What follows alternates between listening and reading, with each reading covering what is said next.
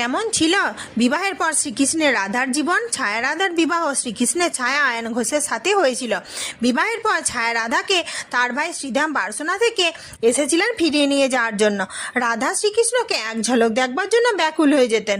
শ্রীরাধার শাশুড়ি জটিলা আর তার ননদ কুটিলা তার উপর কড়া নজর রাখতেন। আর রাধারানী শ্রীকৃষ্ণের সাথে যাতে দেখা করতে না পারে বা কখনো রাধাকৃষ্ণের সাথে দেখা করেছেন দেখতে পেলে সে কথা আয়ানকে বলে রাধাকে নিয়ে তার কাছে নিন্দা করতেন। যদিও জটিলা কুটিলা আয়ান এইসব শ্রীকৃষ্ণের ইচ্ছাতেই করেছিলেন যাতে রাধেশ্যামের প্রেমলীলার অসময় হয়।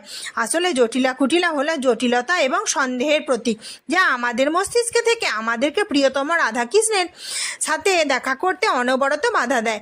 এই জটিলা কুটিলা লীলার মাধ্যমে রাধাকৃষ্ণ পৃথিবীতে এসে বুঝিয়েছিলেন এই বাধাগুলি পার করার পরেই আমাদের শ্রী রাধারূপী আত্মা ও শ্রীকৃষ্ণকে প্রাপ্ত করতে পারবে। আমার চ্যানেলটি যদি ভালো লাগে অবশ্যই সাবস্ক্রাইব